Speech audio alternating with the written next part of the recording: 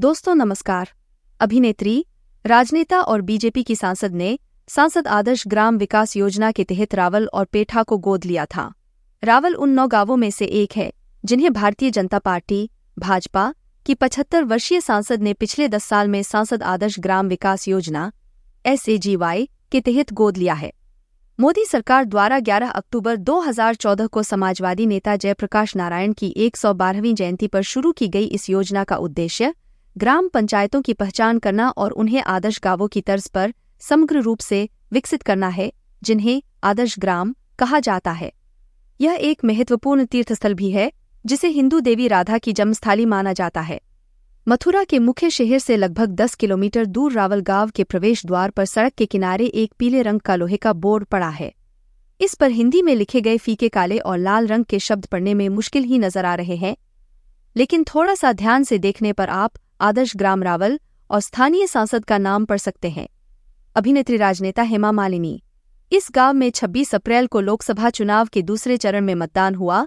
रावल के अलावा मथुरा से 2 बार सांसद रही हेमा मालिनी, जिन्हें बीजेपी ने फिर से इस सीट से टिकट दिया है, ने मोदी सरकार की प्रमुख योजना के तहत 8 अन्य गांवों किशनपुर, गांठोली, पेठा, बिसावली, मानागड़ी, चिकसोली, अकबरपुर और रांकोली को गोद लिया है। लेकिन 2 गांवों रावल और पेठा में घूमने से पता चलता है कि जमीनी स्तर पर स्थिति आदर्श से बहुत दूर है। वहां के निवासियों का दावा है कि कुछ काम हुआ है, लेकिन अभी भी बहुत कुछ किया जाना बाकी है। रावल गांव के एक व्यक्ति ने द प्रिंट को बताया कि जब हेमा मालिनी ने पहली बार 2015 से 16 में पहले चरण में गांव को गोद लिया था, तो अभिनेत्री ने यहां कुछ काम किए थे, जिनमें पक्की सड़कें बनाने का काम प्रमुख था।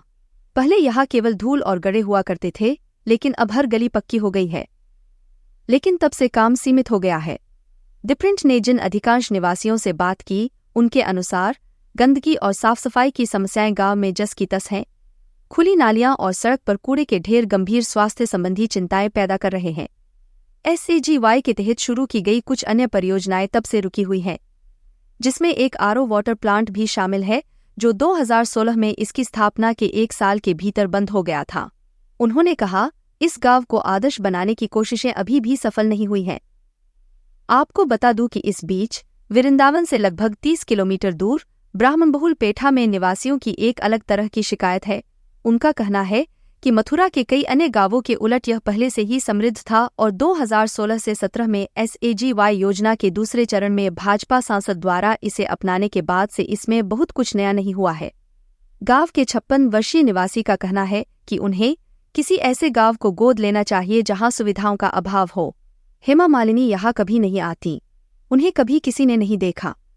वही आपको बता दूं कि अपनी ओर से मथुरा की 2 बार की सांसद रही हेमा मालिनी का दावा है कि वे अब बड़े प्रोजेक्ट्स पर काम कर रही हैं, जैसे कि उत्तर प्रदेश सरकार द्वारा प्रस्तावित 84 कोसी परिक्रमा का पुनरुद्धार, एक तीर्थयात्रा जिसमें ब्रज का 252 किलोमीटर का क्षेत्र शामिल है, जो हिंदू भगवान कृष्ण से जुड़ा क्षेत्र है।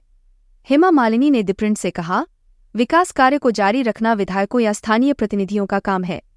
मैं यहाँ छोटे मोटे काम के लिए नहीं रहूंगी, मैं यहाँ बड़ा काम करने के लिए आई हूँ। क्या मुझे बड़ी परियोजनाओं पर ध्यान केंद्रित करना चाहिए या मुझे नालाखंजा, नाली की सफाई पर ध्यान देना चाहिए? यमुना के किनारे बसे रावल गांव की आबादी 3000 है, जिसमें गुज्जर, ब्राह्मण, निषाद और मुस्लिम समुदाय के लोग रहते हैं और यहाँ के ज्यादातर लोग खेती और मवेशी पालन में लगे हुए हैं।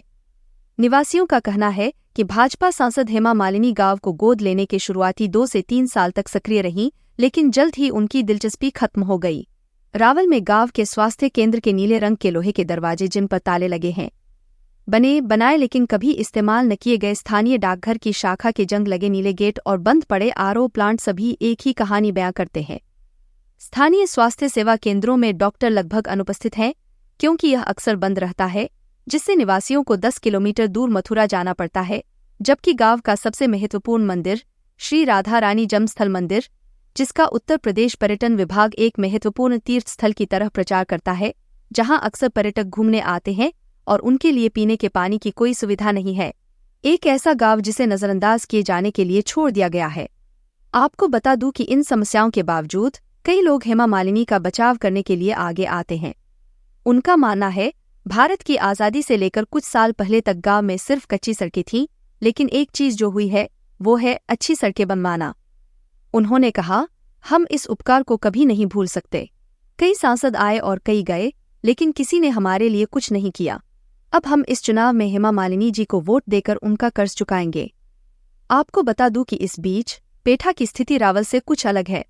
5,000 की आबादी वाले इस गांव में ब्राह्मणों की संख्या ज्यादा है।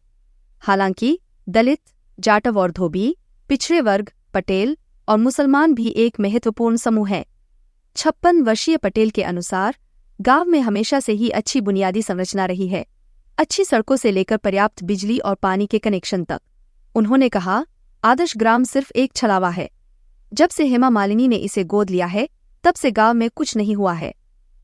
उन्होंने आगे कहा कि सांसद ने कभी गांव का दौरा नहीं किया है। दिसंबर में पर्यटन विभाग ने गांव में एक हेलीपैड बनाया, जो उत्तर प्रदेश के प्रमुख हिंदू तीर्थस्थलों में से एक गोवर्धन से 5 किलोमीटर दूर स्थित है, लेकिन हेलीपैड अभी तक चालू नहीं हुआ है। इसकी अपेक्षाकृत समृद्धि के बावजूद स्वच्छता और सफाई यहाँ चिंता का एक बड़ा कारण बनी हुई है।